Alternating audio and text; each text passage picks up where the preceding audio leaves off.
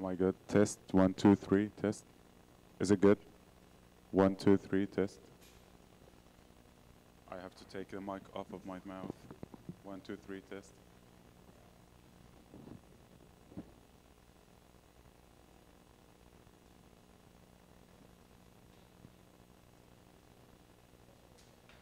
Test, 1, 2, 3, test, test, test.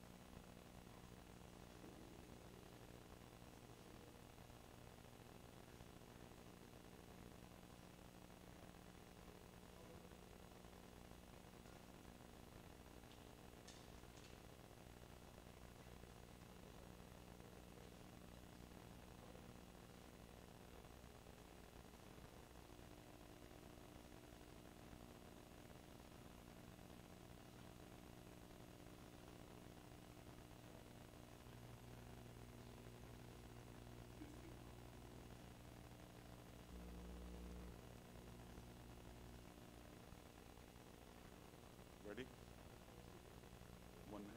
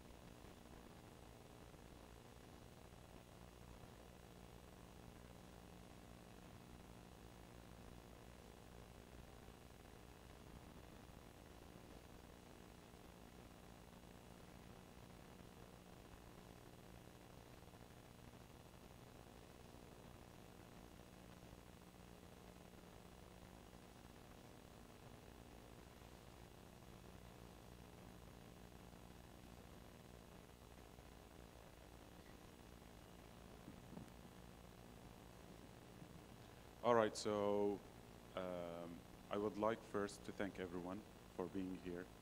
I know how hard it is to attend any seminar at 7, and leave at 10 after a very long day at work.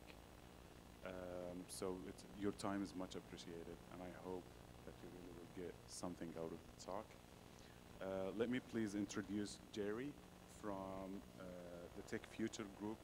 Those are our sponsors. I would like to thank you on behalf of the Den and on behalf of Hacker Dojos. And the mic is yours.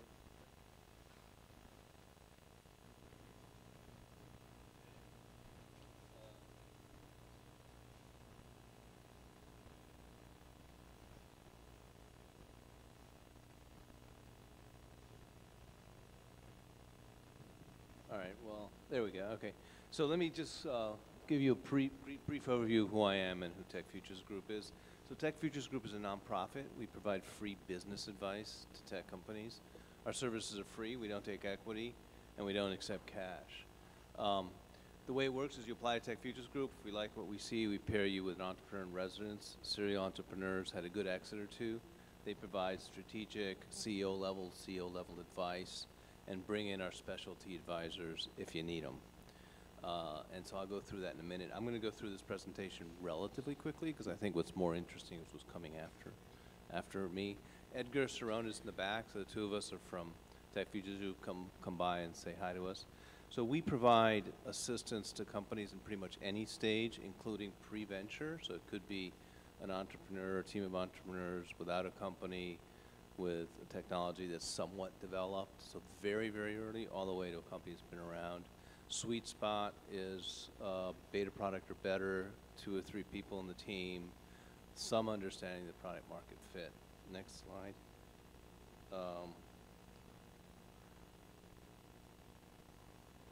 Okay, there we go.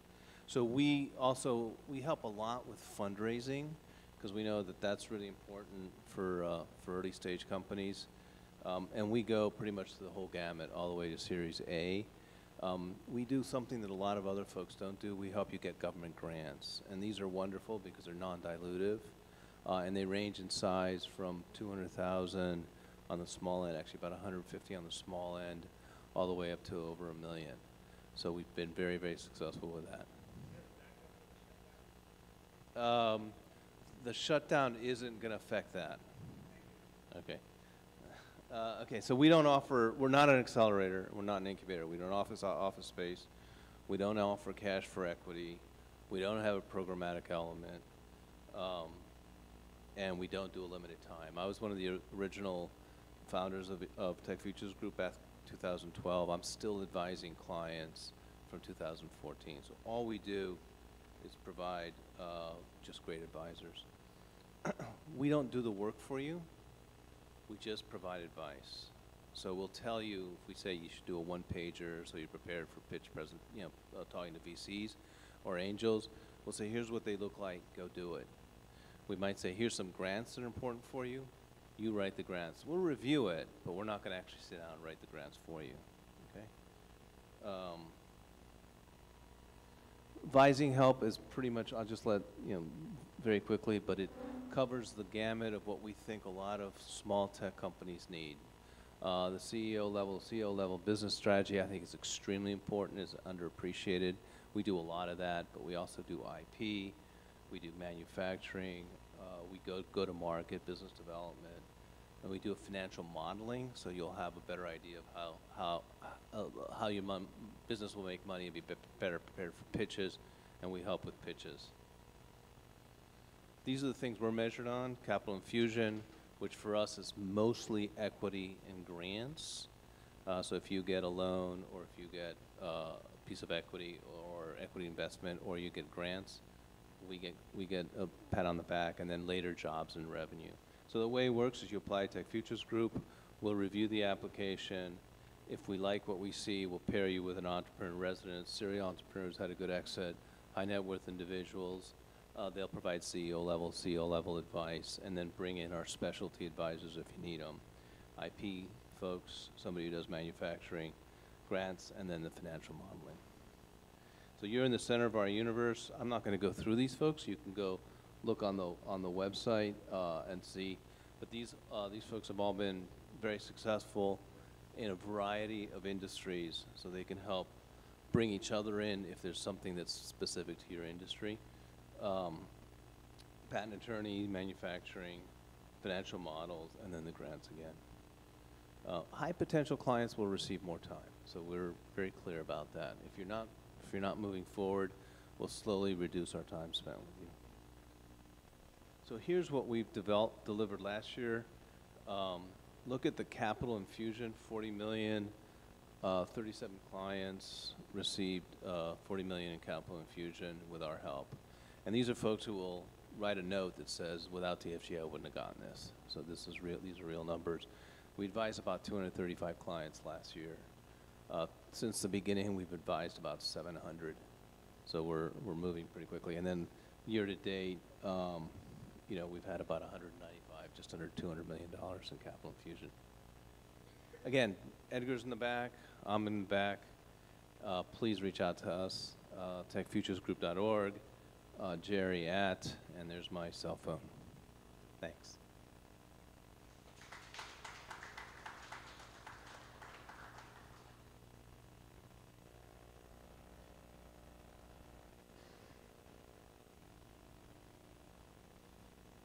All right, well, thank you, Jerry, again, for introducing the company. About myself, I am Mohammed, a professor at the University of San Francisco. Major research is in financial crimes and anti-money laundering systems.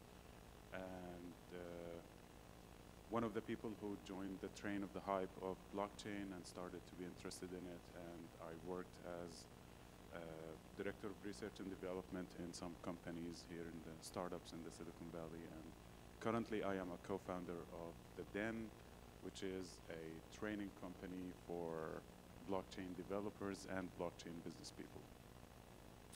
So I've been asked by my co-founders to speak about the history of money and the blockchain and the cryptocurrency.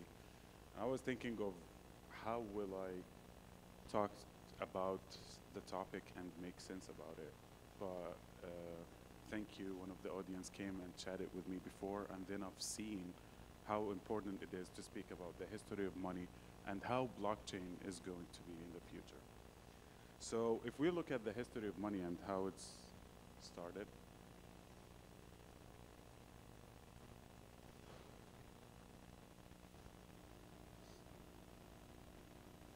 so money started with society, with people in society figuring out that they have needs and they have surplus of things that they can offer as an exchange for something that they need. And this was hundreds of thousands of years ago. Then the societies decided that if we want to make such a system, then we have to choose specifically what can be exchanged so that we can define a value for that thing that we want to exchange. They came up with several things, like cows. So I can pay 2 cows for wheat that I can make bread of. Next, they decided that the problem with having collectibles is that if I want to move those commodities, I cannot. And those commodities are very temporary. A cow cannot die, can die. Wheat can go bad, so storage is a problem, moving it is a problem. So they decided that metal is something that's better, that I can move and I can store for longer times, so it can reserve its values. However, they decided that any metal can have problems with time, so let's decide on something that's precious. Gold and silver became a decision from the society as the precious metal that people will use as a payment system. Problems with gold and metal, and people have used it for a very long time, so it became wearable. People are used to wear it just to show their status in the society. It generates different problems, among them thefts. So to solve the issue of theft,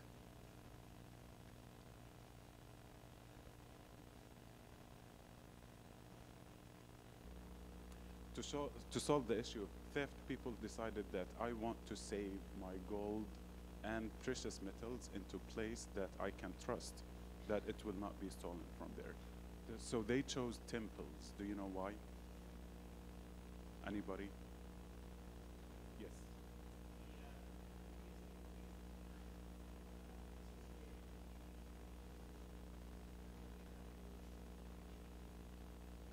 They were less likely to be cheated, but more than that, they were thinking that nobody will have the courage to steal money from God. So I will keep my gold with God.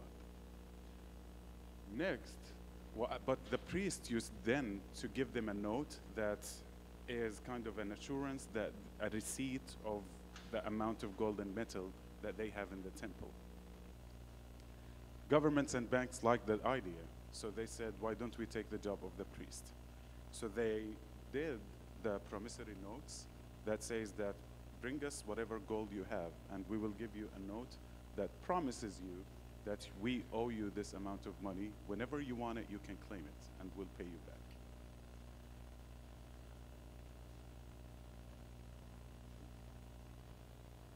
Then the problem with it was that governments wanted to generate a system that is regionally restricting. Having gold as a global system was not beneficial to governments. Politics, power issues, so they generated fiat money. And that's why fiat money used to be backed with gold. Nowadays, it's not backed with gold. It's backed with how your jurisdiction is strong, politically it's stable, it's backed by all these things. The problem with this fiat money was that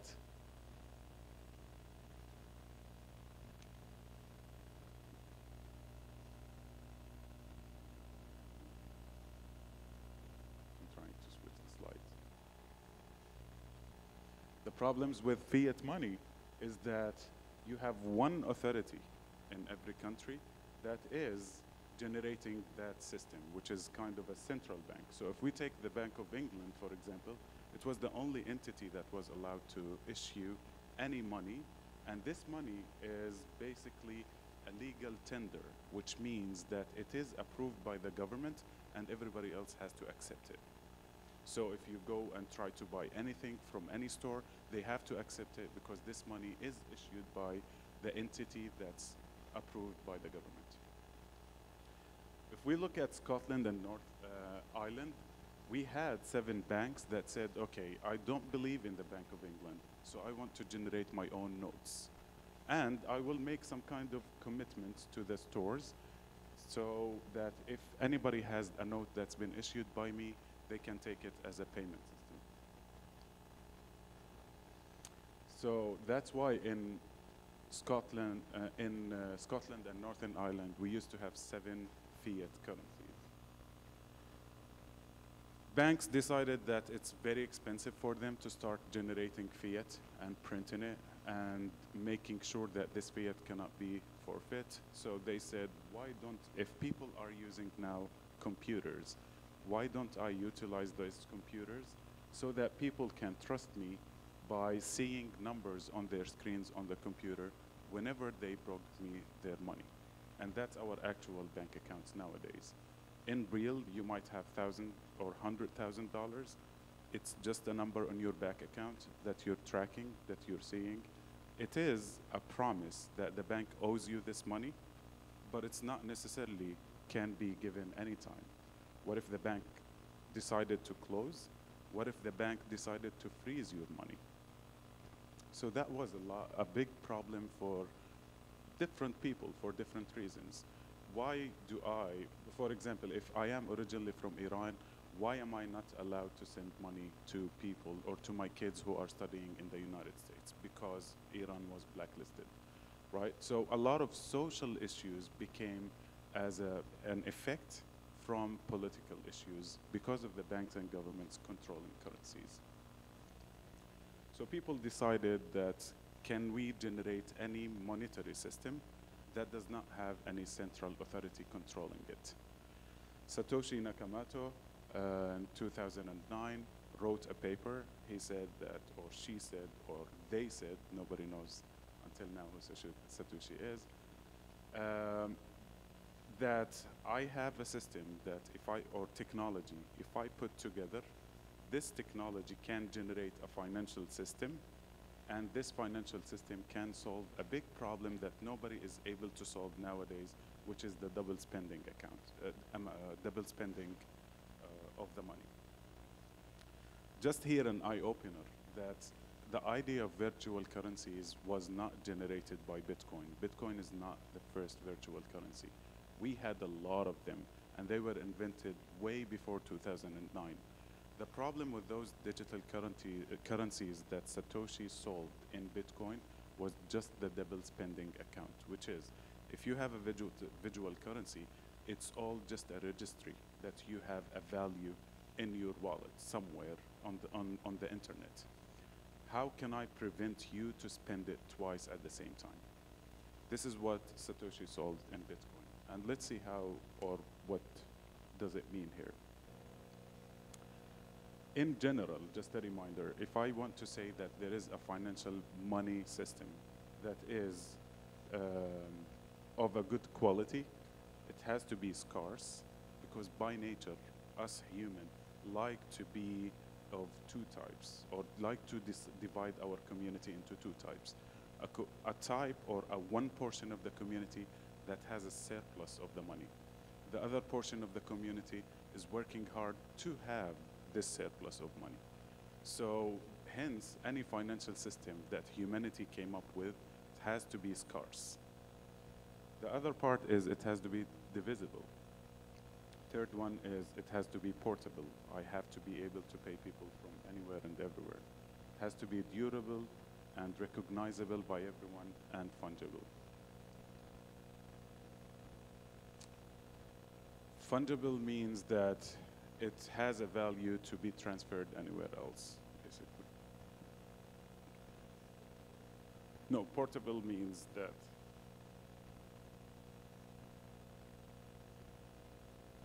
what's that?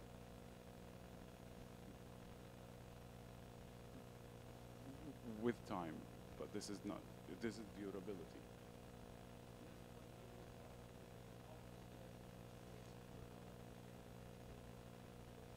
Exactly, that's why I said you can, yeah. It's, exactly, that's the term. Morphism is the term, that you can transfer it to any other type.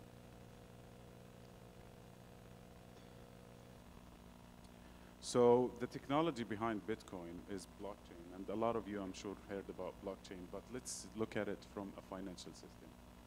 Blockchain as a financial system means that everybody has an account as participant in the network, and this account does not hold any physical tokens, but it has a balance that it holds. Second part is that there is decentralized option of it, which is that everybody who's participating in the network agrees that the balances that are divided in the network are right. Third one is that to agree that the balances are right, we have to be able to track this money in the financial system. So blockchain tracks or allows you to track the origin or all the transactions that happened on the money from its origin until the last time that it was transacted.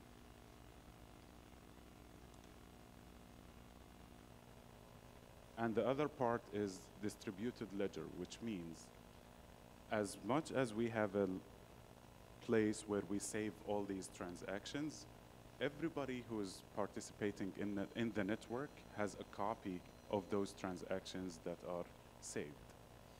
So what are the pros, or what are the advantages of having a system like that? A system where if I pay person X, everybody is witnessing that I paid them, or that I paid person X. No one can deny it. And if person X came back to me and said, you didn't pay me, right? Everybody from the witnesses can say, no, this person paid you at this time, this amount. To us, as social system, we have a problem in interaction of trust. I cannot trust a person that I don't know, especially in money transaction, because money is of a value to me. So if everybody is going to witness with me that I did pay the money to person X at this amount, or with this amount and at this time, then it makes it easy for me to trust that person, because at any time any problem happens, everybody will support me that I did the transaction the right way.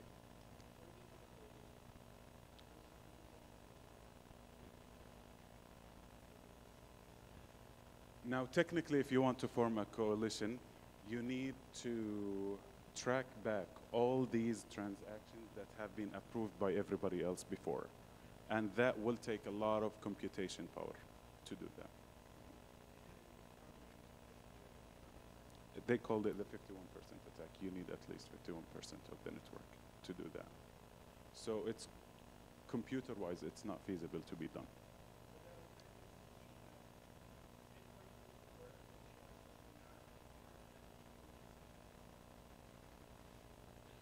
Bitcoin proof of work does not encounter the 51% problem.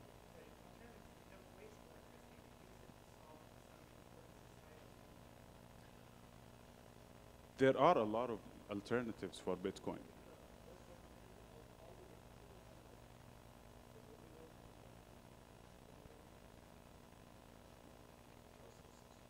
It's a trustless system, so even if you know them, what's the point? So no, to answer his question, there are a lot of other consensus models, ways of approving the transactions that are reducing the energy consumption that Bitcoin is coming with. And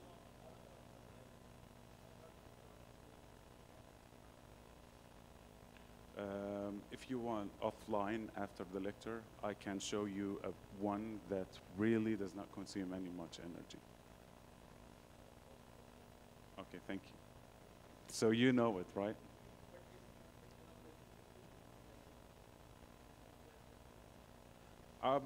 I don't want to argue about this, because offline I can sit with you until the morning and tell you that it's not monopolizing system. Proof of stake actually is monopolizing. But let me get back to the actual money and finance, you know.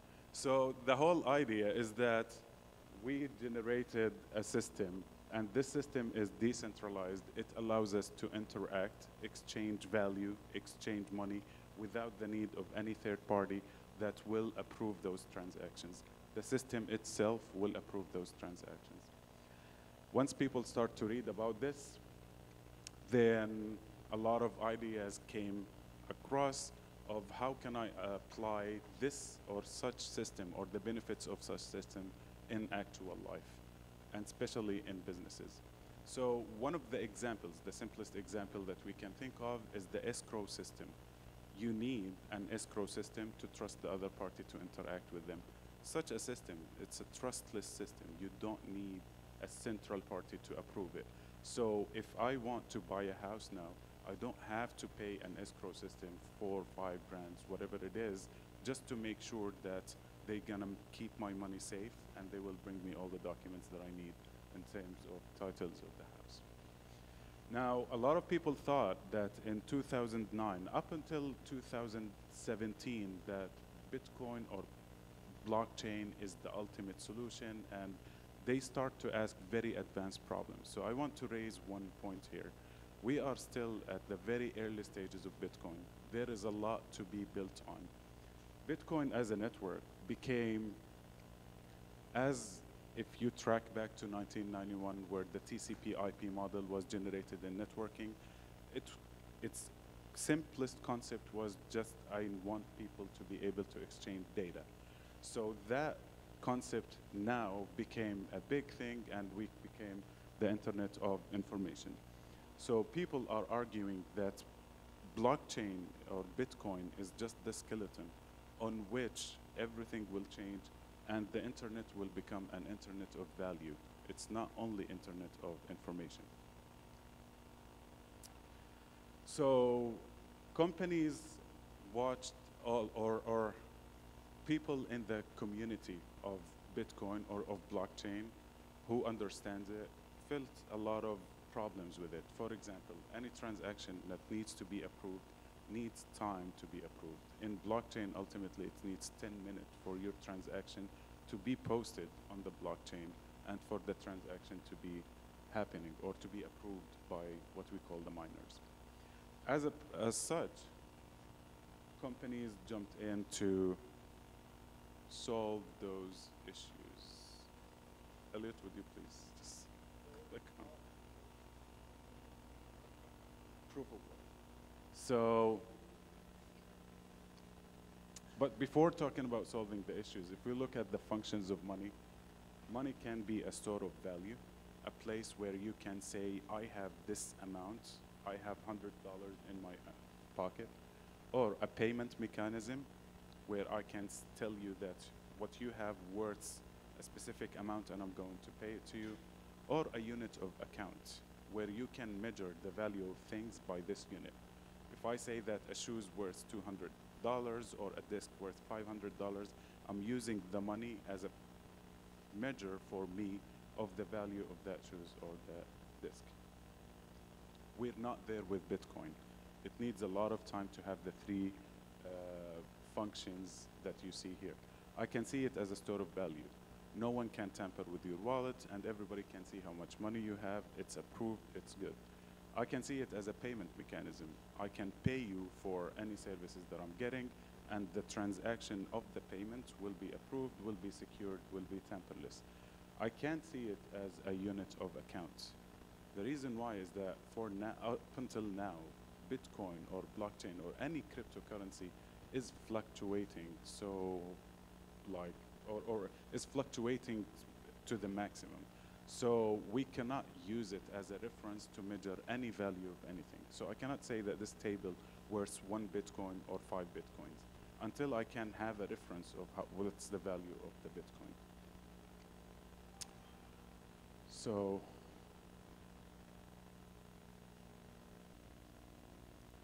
is Bitcoin the only one? No. As I told you, Bitcoin was the first step into that field. A lot of companies figured out the issues with Bitcoin and they started to solve it with solutions. So if you go to the next slide, please.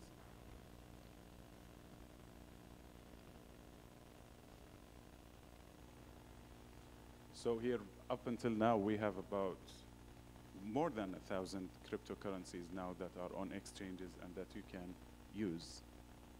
Next, please. Here, the Bitcoin was the origin. Ethereum, for example, was generated by Vitalik.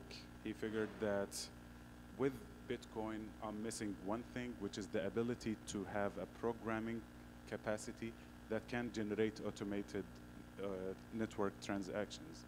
So in Ethereum, they generated the smart contract concept, and it became another cryptocurrency. Litecoin said that Bitcoin is too slow. I want to make something faster, transactions to be approved faster, so they generated Litecoin. Ethereum Classic, some people did not like the concept of changing, or they did not approve the decentrality of Ethereum itself, so they generated what we call a fork, and they generated Ethereum Classic. Dashcoin, it says, how can I make instant payment system with privacy of the people who are doing the transactions. Ripple, another system that's fungible, allows companies or banks to exchange currencies among them fast, and it's one of the highly liquid and in constant demand nowadays. So the concept here that I want to show is that Bitcoin was just one origin. All these new coins or all these new cryptocurrencies are just solutions to some problems or newer ideas that have been built on it. So as Vitalik was describing it, that Bitcoin or the cryptocurrency protocols are like the onion effect, where you have one, which is the Bitcoin, that will be the skeleton on which all these new companies will generate cryptocurrencies to solve specific issues. He gave the example of SMTP as a protocol that was built for people to exchange emails. HTTP was used also for web pages. So all these companies generate those currencies, but they needed to fund themselves. The hype was to do something called the ICO, which is the initial coin offering. The idea behind initial coin offering is, I have an idea, I wrote a white paper, and you as an investor, I promise you that I'm going to generate an economic system that has currency, and I will give you shares of this currency based on your investment. This share of the currency is what we call the token. It might have value, it might not have value. There is no way that I can give you any warranties of the value of your investment. A lot of people jumped in it because a lot of people made a lot of money out of it. So if you look at investors in Ethereum who bought it at 3 cents and then they sold it at around $6,000 or $5,000, they generated lots of money. So if we look here, actually in 2017, it was the hype of ICOs, which generated the first Q or the first quarter of 2018 to have the spike in the amount of investment in ICOs. Until the SEC came and said, well, this is not good enough. It does not protect our investors. It does not protect the people. So no ICOs will be allowed in the United States. A lot of even countries start to follow that. So as a compromise, companies came up with something called the STO, which is the security tokens. They said that I will give investors actual equity in my companies if they invest in the company. So I will pause here and I will ask my friend Jason to come and talk in more details about the ICOs and STOs and what happened and the problem that happened last year. Thank you so much, everyone.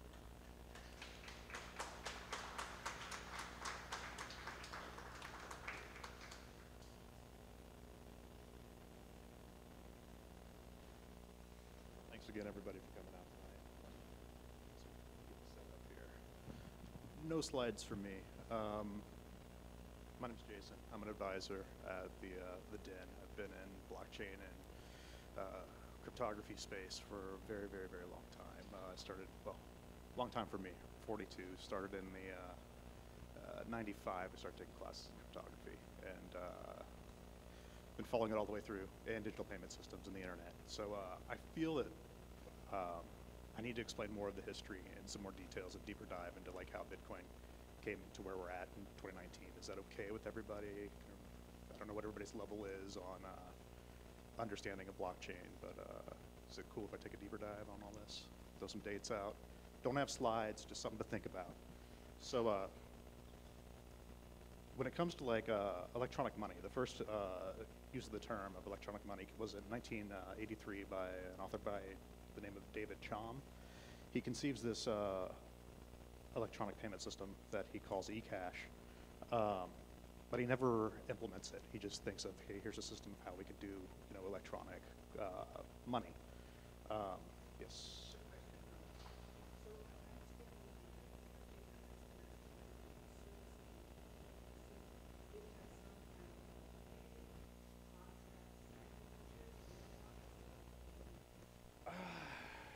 That's debate.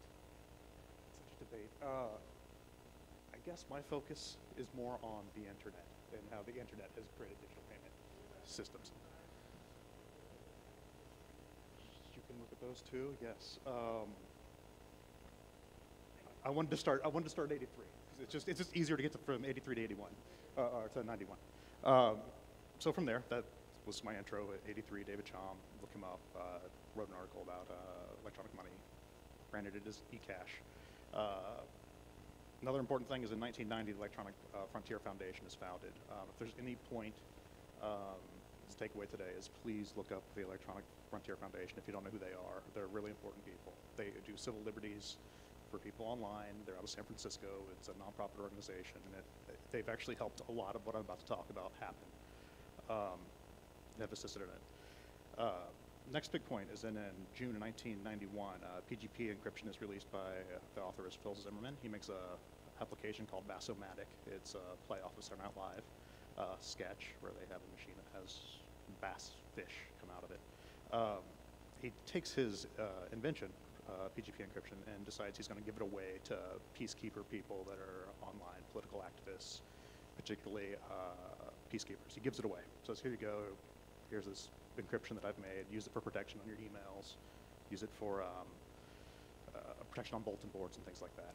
Then in 1991, Tim Berners-Lee opens up, CERN, the World Wide Web, out to people outside of CERN. So those are really important events to understand, and understanding how blockchain works and how it goes.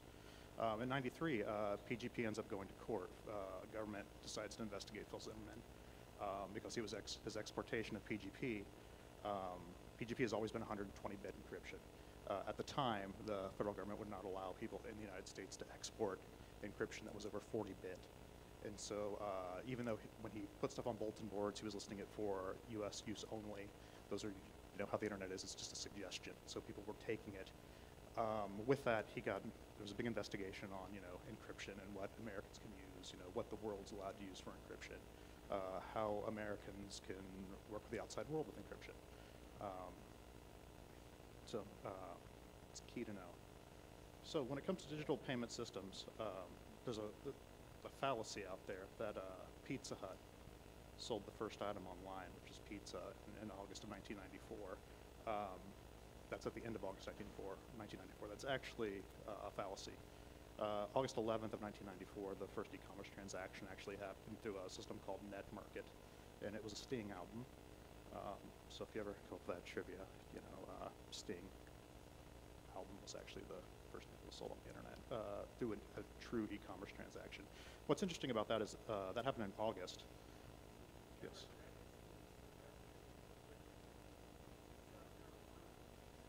Okay. Okay. I didn't know that. Sorry. Thank you for correcting me. What I found was interesting about that was that, also that Amazon had been funded shortly beforehand, and they weren't the first e-commerce sale. It was actually a different system. Anyways, 1996, something interesting is that the NSA releases a paper called How to Make a Mint. It's the cryptography of anonymous electronic cash. It's a high point. Anyways, I'll skip ahead, I'm sorry.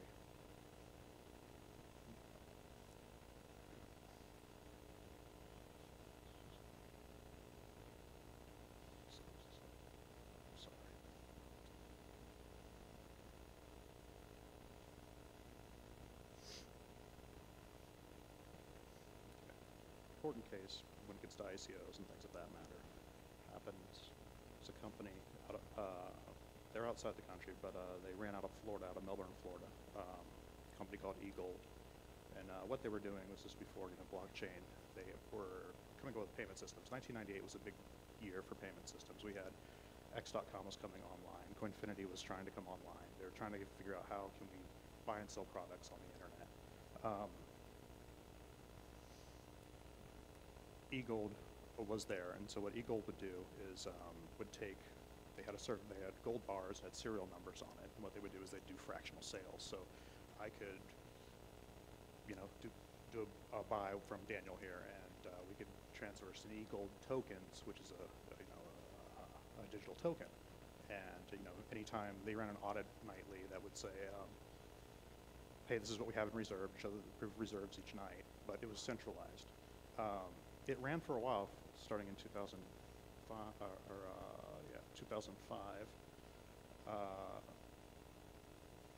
But what happened is in 2004, 2005, there's a big Cisco firewall hack, and the hackers get online. They're like, hey, we have this data from this Cisco firewall. We want to sell it. We want paid in eGold. When that happened, it tipped off the federal government to start looking into eGold and actually what was going on in this digital currency system. The directors were indicted by the Justice Department for violating the new Patriot Act from 2001, redefined how money handling and money transfer laws got a revision. So what the federal government did was they said, hey, eGold, we're going to indict you under the new laws. They sent a notice that they had a case against them. eGold turns and says, hey, let's send a note off to the IRS and ask for the banking audit to see if they're in compliance. The IRS comes back and says, hey, you're dealing with gold. It's not a currency at the time. So you're in compliance because the new laws don't apply to you. they take that to the federal government and say, hey, look, the IRS says this. The federal government drags their feet out, drags the case out till 2008, in which they then revise the definition of money handler and money transmitter to mean anything, any store of value, anything that has value. So it could be anything. So when we get into ICOs, it opens the big question of, is this a store of value? You know, this is a valuable thing that's being transferred, and if it is, then you're not, you know, you're not licensed to do these things. Takes us into a little bit into the first ICO was actually Mastercoin. It's done by J.R. Willett. Did that in July of 2013. As to best of my knowledge, as of now, he has not been in trouble with the SEC for doing that. But if you hear him talk or see him speak, he always seems to be worried about that. The SEC is eventually going to crack down on him. With the ICOs that happened last year, a lot of them were not up to U.S. standards of compliance. Know your client's always been a big problem with how do you track the people that are giving you the information that are actually telling you the truth, and you know, and they are who they say they are. That's always been a hard thing to do online, and so that's it.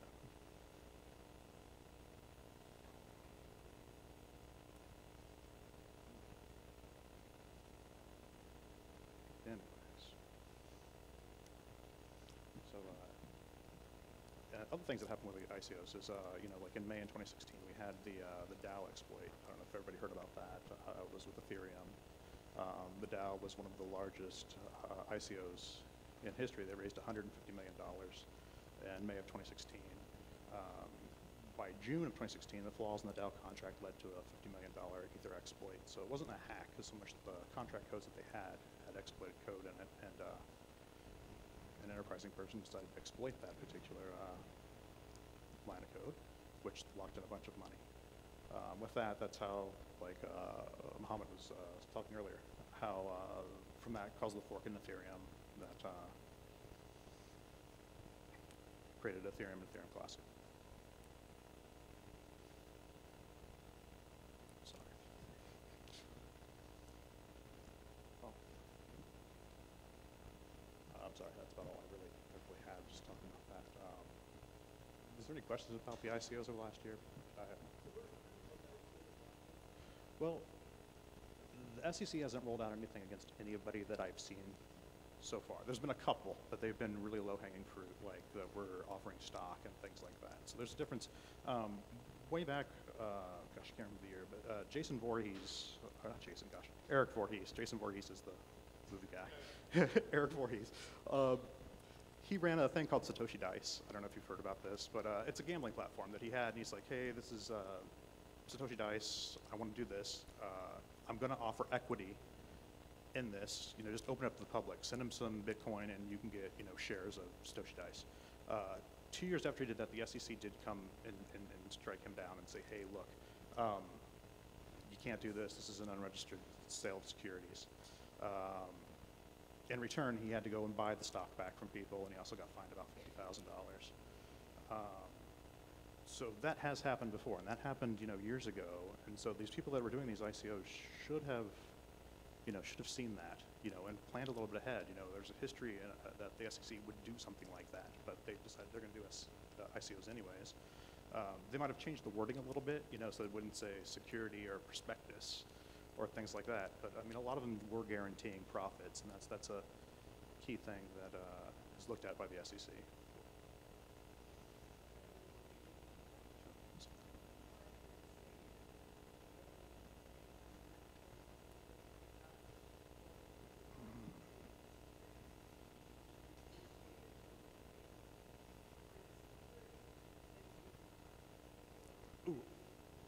So with the Eagle case, it was the Treasury Department, not the SEC, that was involved. So rebranding what a security is one thing, but for the Eagle case that really, you know, started to twist the rules, you know, took the definition and stretched it, it was the Treasury Department and not so much the SEC. the SEC then, with like, FinCEN came out after, the economic collapse that we had in 2007 and 2008. FinCEN expanded things on securities and the know your client so that even Americans that were interacting, like the businesses outside the United States, those businesses outside the United States still had to use American standards to do business with Americans, which is know your client and things like that, which then opens up how do they track that these people are Americans, they're not, just giving them garbage information and things like that. And which with that also extends a reporting clause in case they get audited. They have to, abide by the auditing rules of the United States, which makes it difficult, which in turn makes companies outside the United States just not want to deal with Americans because why pay the extra money to audit if they don't have to? Take on the extra liability. Daniel.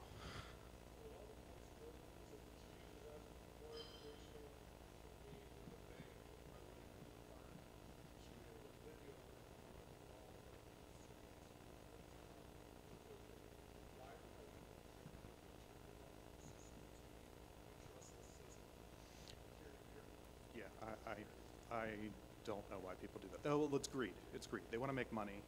They think this is an opportunity to make money. I don't partake in those. I don't. I did for a while before I really realized what I was doing, and then I stopped. I haven't been in ICU for a while. Yeah. Yeah. And then we saw, news about those types of things this week is like news of the dark web is that, I don't know which exchange, but one of the ones that requires photographic evidence, like Binance, for example. I'm not saying that Binance is one that's got hacked, but one of the exchanges got hacked. Binance, when you sign up for an account, you have to hold up a note, handwritten, saying your name, the date, hold up your driver's license, and have Binance written out. Well, somebody got hacked. One of those exchanges got hacked, and that information is now floating around on the internet and the dark web. It's for sale as of earlier this week. So it's not just a regular, here's, I got some emails, and some passwords. They now have your face, your driver's license, your handwriting. So, we'll see how that plays out over the next few weeks.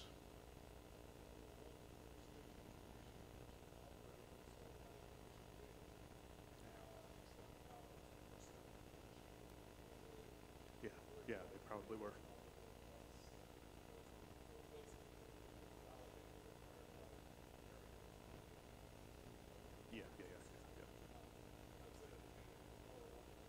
Yeah, and that could very, very, very much be the case, is that those things are for sale and somebody actually just collected it up and maybe nothing's actually been hacked. That's a very real possibility.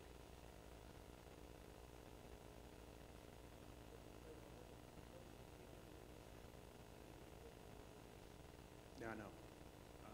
It's crazy. Sure, they're talking about doing security offerings, but we've seen that before. We see what happens. I'm sure there's a right way of doing it that the government would be okay with if you registered security and went through all the steps and did everything right. But at that point, why not just release regular equity? It's worked for forever. There's no risk. A lot less risk.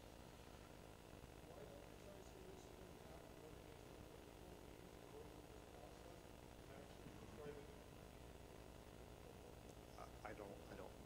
Because they're probably scamming people. That's, doing it the right way isn't that difficult, People want fast money. They want to have money without building things. They did do a ICO for Ethereum.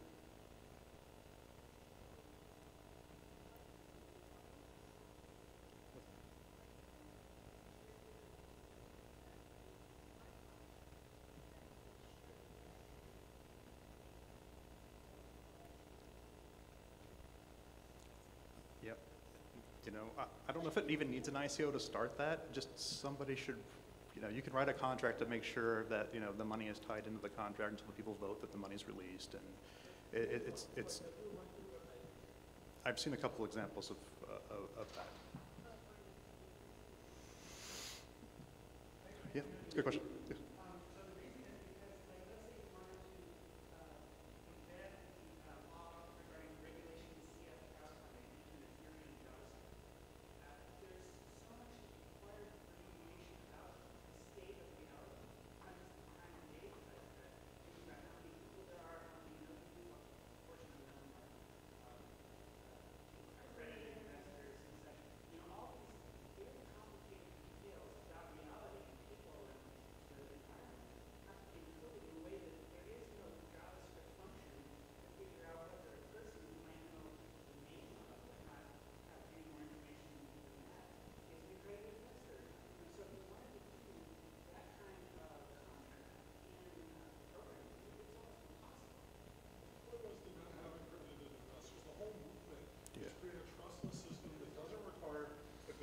of any structure, right? So if you go back to basics, look at what Bitcoin represents, look at what the whole representation.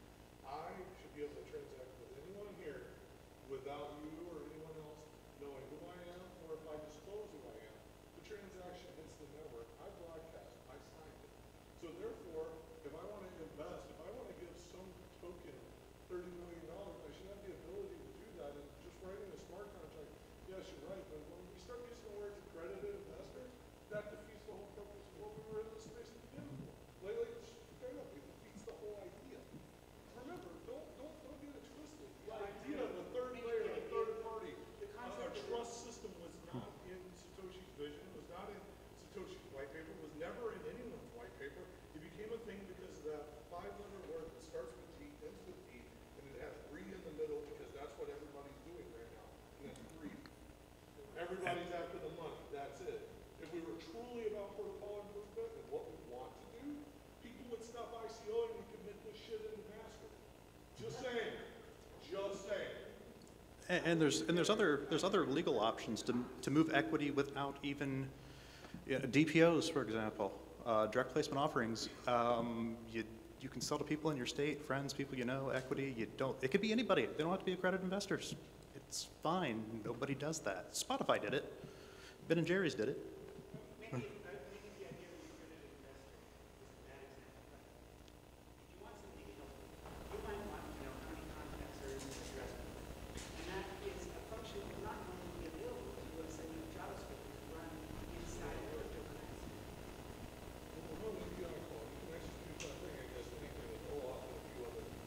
Like, let's not get into that. When you want to bridge the gap, the smart contract is literally supposed to be able to execute autonomously between 2 wallets, 3 wallets, 36,000 wallets, it doesn't matter. All it's supposed to do is a trigger event, executes, construct, says, hi, here it is, this is what executes, message triggers, trigger executes. It's a simple machine. The more complex you make it, you defeat the purpose of what it does. At the end of it, at the end of every contract, is a transaction from wallet A to wallet B. If you don't believe me, there's no reason for the contract. Well, You're exchanging funds of one type to another executed through an autonomous script. That's it. Whatever inputs you gave it are already inputs it doesn't understand. It's opcode on that level and it doesn't care. I believe your propositions and everything you said, but what I don't believe is that it's possible to create a cryptocurrency which is both trustless and anonymous.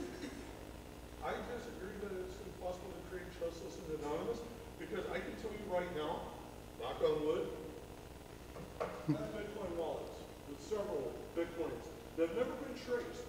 And they're sitting there and no one's been able to identify them and dox me because why? I follow operational security and I don't disclose that.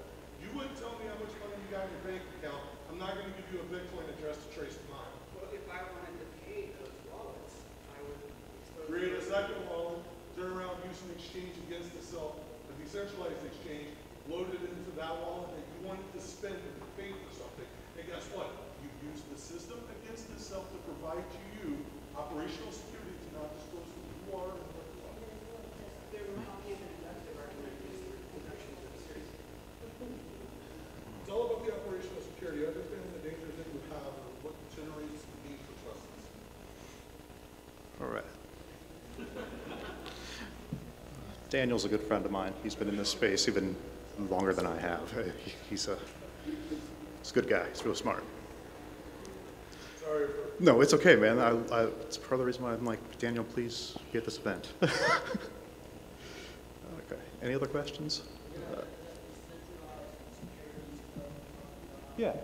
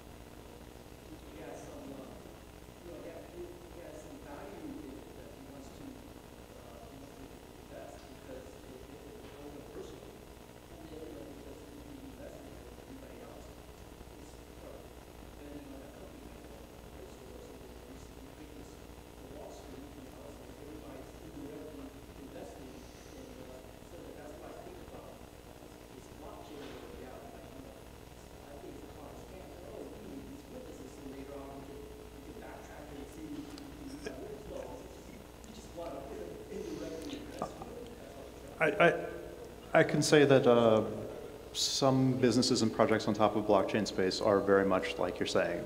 But at its core, at the end of the day, the simplicity of the blockchain is that if I hand you $20 and I leave the room, and everybody sees me hand you $20, you know, everybody in the room, I hand you 20 bucks. And I come back 15 minutes later and say, hey, where's that $100 I loaned you? You know, everybody can say, oh, no, that was only 20. So that's the power.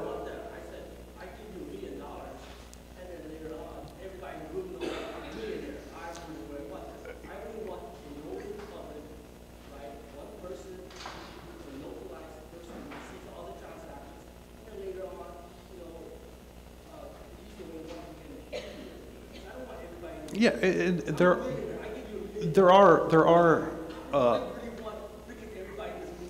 are over-the-counter services that people use for those types of deals. So large corporations aren't posting on public chains that they're buying, you know, several $1 billion worth of Bitcoin. They're finding somebody that has enough of that to sell them cash over the counter.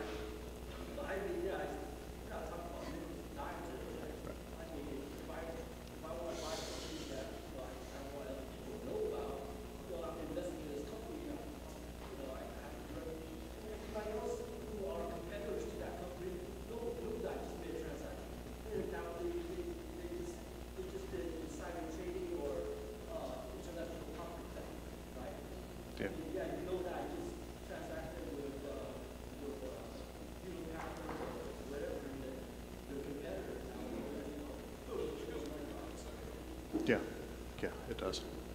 You know, also, yeah, it does, like Daniel was saying, it goes back to operation security too. I mean, there's ways to make it so that they don't know it's you.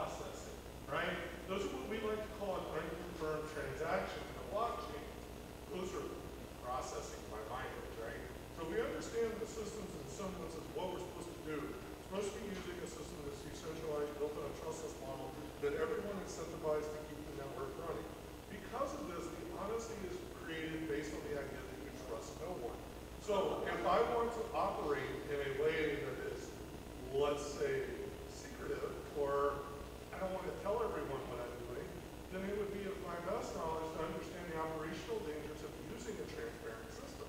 It would also be a good idea to understand how to exploit transparency to give you privacy in an open world. And there are plenty of ways to do that. This is not the forum to talk about it. But there are plenty of ways to do it. Yeah, I'm just thinking that blockchain is another form of stock market. You know, instead of Wall Street and NASDAQ now, Bitcoin stock market. They're direct investors. You know, everybody's jumping on the bandwagon and creating the next NASDAQ, right? That's how Bitcoin is starting. Well, the currency is focused to be a replacement for government-controlled currency. The idea behind it is that no one can control it. So the stock market is inevitably controlled by the SEC. So it runs parallel to that model of construction. I mean, even looking at Ethereum and decentralized exchanges, you're now starting to see the regulation that comes into them just because they're afraid. But the systems are two totally different things. Bitcoin is a currency, stocks are stocks. Yes, Bitcoin goes through ups and downs, but at the same time, I can still trade some Satoshi for something, whereas I can't trade you Apple stock for jack shit. Sorry. I mean, you know, you can't walk up to McDonald's and be like, yo, bro, I got some Apple stock, sell me a Big Mac. Anybody else? I'm going to turn over to Sarag. Sarag, you want to close this out? Thanks.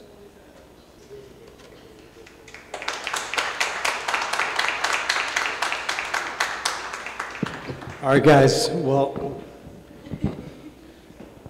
thank you guys for coming out tonight. Once again, we're the DEN, the Decentralized Education Nexus. We're an academy for blockchain. We provide courses for individuals as well as organizations. We recently just partnered with UC Irvine's continuing education, and we're working on a Hyperledger Developer Bootcamp as well as a 14-week-long Blockchain for Developers course. It's normally targeted towards people who are already engineers and they're looking to break into this industry. I think beyond that, if you guys have any questions overall, please let us know. This lecture series will be of a 12-part series. The goal is to even get your grandma to learn how to use this technology, so some of the stuff today was a little bit simplified, but by the end of this, we will definitely get your grandma to be working on this. So if you guys have any questions about anything related to blockchain, not just cryptocurrency, because it's only one aspect, one use case in this space, please ask either myself, Chris over there, Elliot. There's a bunch of us over here. Actually, we've got about 5 or 6 people over here, and we'd love to answer your questions. Thank you. And we'll be back next Wednesday as well.